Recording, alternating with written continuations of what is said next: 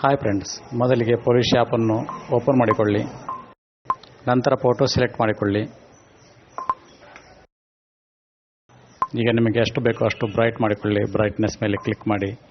ನಂತರ ಕಾಂಟ್ರಾಸ್ಟ್ ಎಷ್ಟು ಬೇಕೋ ಅಷ್ಟು ಸೆಟ್ ಮಾಡಿಕೊಳ್ಳಿ. ರೈಟ್ ಮಾರ್ಕ್ ಮೇಲೆ ಕ್ಲಿಕ್ ಮಾಡಿ. ನಂತರ ಎಫೆಕ್ಟ್ ಮೇಲೆ ಕ್ಲಿಕ್ ಮಾಡಿ.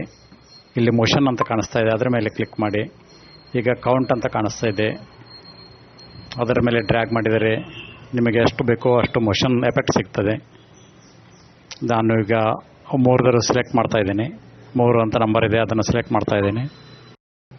ಈಗ ರೈಟ್ ಮಾರ್ಕ್ ಮೇಲೆ ಕ್ಲಿಕ್ ಮಾಡಿ. ಮೇಲ್ಗಡೆ ಕಾಣಿಸ್ತಿರುವ ರೈಟ್ ಮಾರ್ಕ್ ಮೇಲೆ ಕ್ಲಿಕ್ ಮಾಡಿ.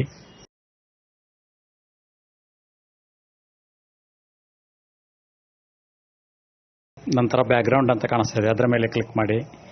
ಇಲ್ಲಿ ಯಾವುದು ಬೇಕೋ ಅದು ಬ್ಯಾಕ್ಗ್ರೌಂಡ್ ಇದೆ. ನಾನು 2ನೇ ಬ್ಯಾಕ್ಗ್ರೌಂಡ್ ಸೆಟ್ ಮಾಡ್ತಾ ಇದ್ದೀನಿ. ಬ್ಯಾಕ್ಗ್ರೌಂಡ್ ಮೇಲೆ ಕ್ಲಿಕ್ ಮಾಡಿದೆ.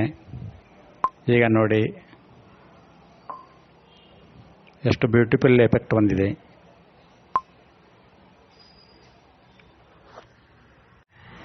ಒಂದೇ ಪೇಸ್ನಲ್ಲಿ 3 ಪೇಸ್ ಆಗಿ ಎಷ್ಟು ಬ್ಯೂಟಿಫುಲ್ ಆಗಿ ಫೋಟೋ ಬಂದಿದೆ. ನಿಮ್ಮ ಫೋಟೋ ಮೊಬೈಲ್ ಗ್ಯಾಲರಿಯಲ್ಲಿ ಸೇವ್ ಆಗ್ತಾ ಇದೆ.